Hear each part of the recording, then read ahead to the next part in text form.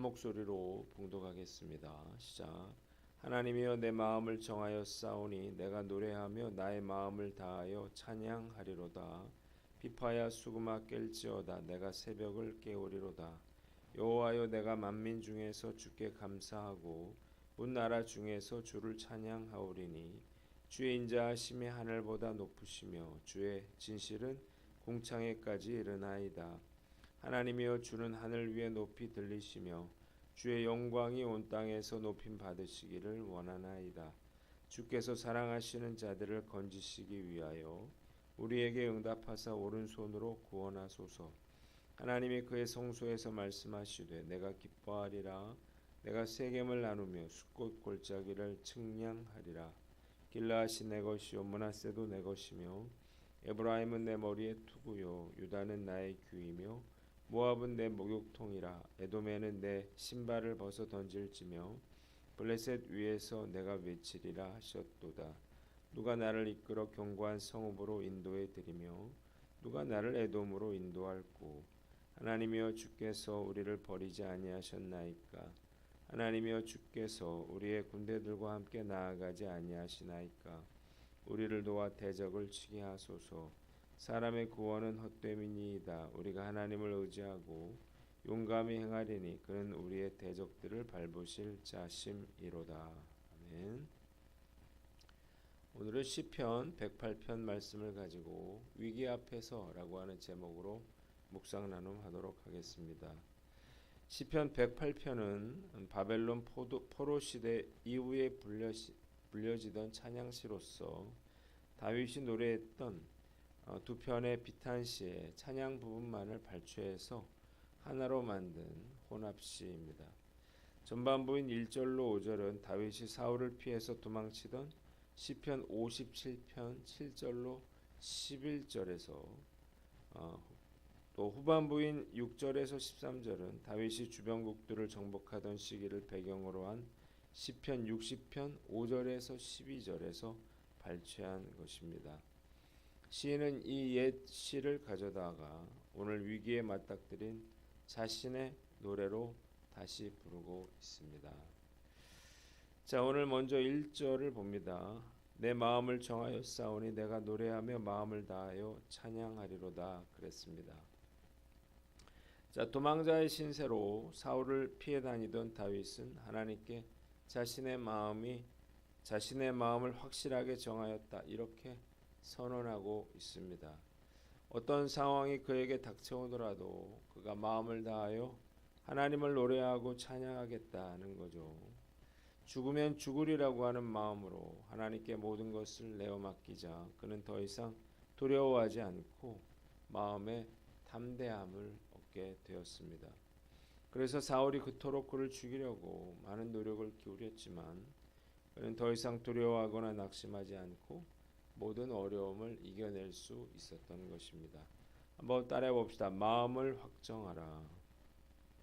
자, 고난 중에 가장 힘든 것은 고난 자체보다 두려움과 근심이라고 하는 사실을 깨달으시기를 바랍니다. 걱정과 염려가 우리의 영혼을 불사르고 또 우리를 낙심하게 하고 절망하게 만드는 거예요. 그래서 우리가 마음을 빼앗기지 않도록 주의해야 하는 것입니다. 마음을 빼앗기지 않는 가장 좋은 방법은 무엇인가요? 하나님께 모든 것을 내어 맡기면서 우리의 마음을 확정하는 것입니다. 마음을 확정하는 것은 어떻게 하는 것인가?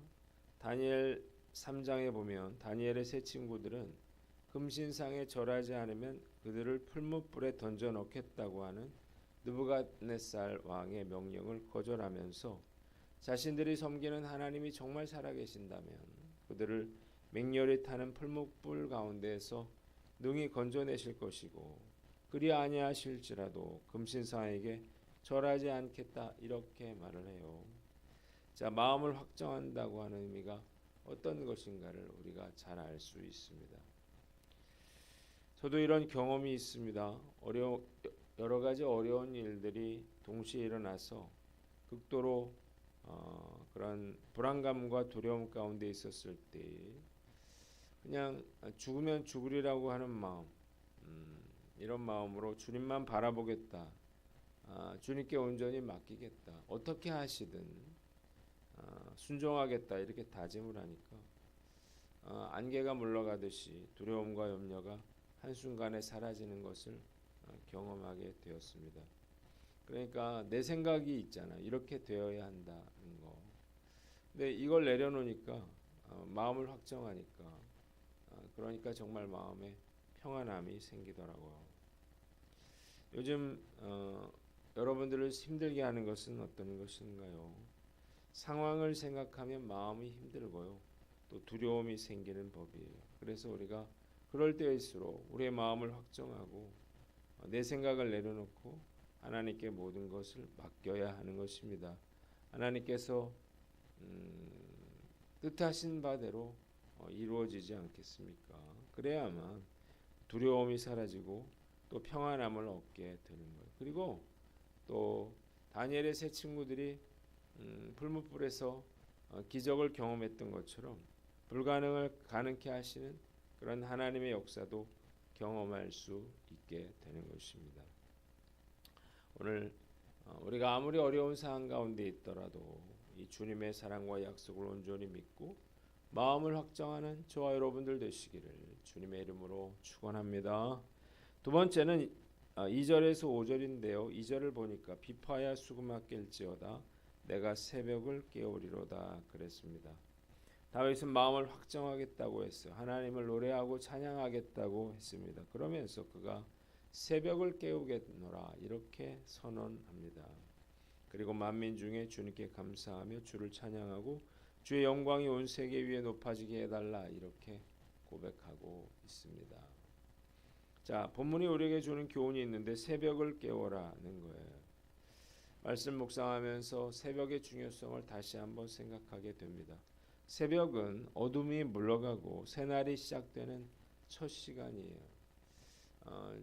지금은 그래도 많이 어두워졌지만 우리가 새벽 기도를 시작할 때는 어둠 가운데 있지만 새벽 기도를 끝나고 나가면 날이 환하게 밝은 걸 알 수 있죠. 다윗은 이 첫 시간을 하나님을 묵상하고 깊은 영적 교제를 갖는 그런 시간으로 삼았습니다. 시편 여러 부분을 보면 그런 고백들이 나오죠. 예수님도 마찬가지입니다. 예수님도 새벽 미명에 한적한 곳으로 가셔서 기도하셨습니다. 새벽 기도의 중요성은 아무리 강조해도 지나치지 않습니다. 매일 첫 시간을 하나님께 드리고 기도로 하루를 시작할 수 있는 가장 좋은 방법이죠. 다른 시간대에 기도하겠다 이런 분들도 있는데 새벽 기도에 비할 바는 못 됩니다. 낮 기도나 저녁 기도는 상황에 따라서 뒤로 밀리거나 빼먹게 되는 경우가 부지기수죠. 그리고 이렇게 시간을 떼어서 내가 하나님과 교제하는 그런 시간은 되기 어려워요. 저는 교회를 개척한 후 18년간 새벽 기도를 해왔습니다. 휴가나 장례식을 제외하고 매일 새벽 기도를 했어요. 그래서 늘 새벽을 깨워 주님과 동행하는 삶을 살 수가 있었습니다. 만일 새벽 기도를 대신해 줄 그런 부교육자가 있었다면 이렇게 할 수는 없었을 거예요. 주님께서 저에게 주신 축복과 은혜가 아닐 수가 없습니다. 처음엔 저도 새벽 기도가 어려웠지만 계속해서 하다 보니까 저절로 이제는 새벽 기도를 하게 됐습니다. 이제 눈이 떠지고요. 저절로 새벽 기도가 되는데 이것은 이제 새벽 기도가 습관이 되었기 때문입니다. 새벽 기도를 도전했다가 실패하시는 분들이 있는데 이유가 있어요. 매일 하지 않기 때문에 그래요. 자, 습관이 안 됐으니까 자기 의지와 노력으로 해야 되잖아요. 그러니까 그게 어려운 거예요. 근데 매일매일 새벽 기도를 하면 그러면 저절로 눈이 떠지게 돼 있습니다. 저절로 나도 모르게 새벽 기도를 하고 있는 거예요. 하루 빠지고 두 번 빠지고 하다 보니까 나중에 아예 새벽 기도를 할 수가 없게 되는 거죠. 새벽 기도를 중단하신 분들이 있다면 다시 새벽 기도를 시작하고 습관화 되도록 빠지지 말고 기도하시기를 바랍니다. 기도는 영적인 호흡이에요. 호흡하지 않고 살아남을 수 없고요. 기도하지 않고서는 어떤 역사도 일어나지 않는 것입니다. 기도하던 사람이 기도를 쉬면 그런 마음의 평안을 잃어버리고 두려움이 생기게 되어 있습니다. 마음이 힘들다고요? 마음이 힘든 것보다는 차라리 조금 몸이 힘든 게 훨씬 나은 거예요. 우리 성도들이 다윗처럼 새벽을 깨워서 주님과 동행함으로 날마다 영적 능력을 공급받기를 주님의 이름으로 축원합니다. 마지막으로 6절로 13절 말씀인데 13절을 봅니다. 우리가 하나님을 의지하고 용감히 행하리니 그는 대적들을 밟으실 자이심이로다 그랬습니다. 자, 먼저 6절로 9절 말씀. 다윗은 하나님께서 오른손을 내미셔서 주께서 사랑하시는 자에게 응답을 주시고 구원을 베풀어 달라 이렇게 기도합니다. 하나님께서 말씀하신 대로 세겜과 에돔과 블레셋까지도 당신의 백성들의 소유로 주시겠다 이렇게 말씀하셨기 때문이에요. 그래서 다윗은 약속의 말씀을 근거로 하나님께 도움을 구하고 있는 것입니다. 두 번째 10절로 13절을 보면 이 시편 60편은 다윗이 에돔과의 전쟁에서 일시적으로 패배한 상황에서 기록한 시입니다.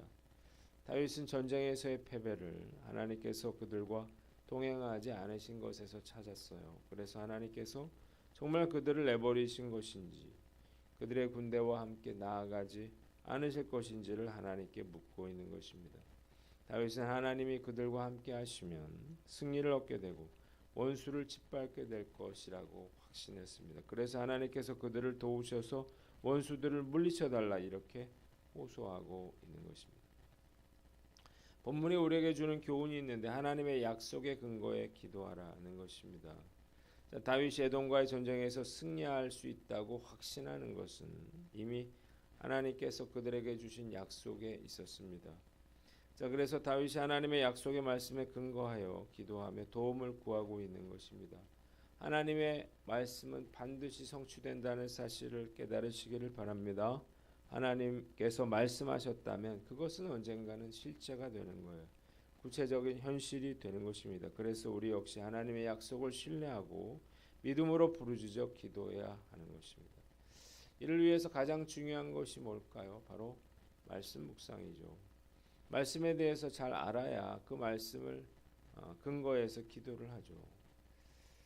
자, 오늘 10월 31일인데요. 지난 9월 10월에도 무사히 매일 성경 큐티 묵상을 마쳤습니다. 여러 가지 일들로 인해서 매일 말씀 묵상하는 것 쉽지는 않았지만 하루도 빠지지 않고 말씀을 묵상하며 살 수가 있었습니다. 하나님의 은혜에 진심으로 감사를 드립니다. 말씀 묵상이 나의 생명줄이라고 하는 사실을 알고 우리가 함께 11월, 12월에도 말씀 묵상과 기도를 쉬지 않는 저와 여러분들 되시기를 주님의 이름으로 축원합니다. 마지막으로 주님과 동행하라는 것입니다.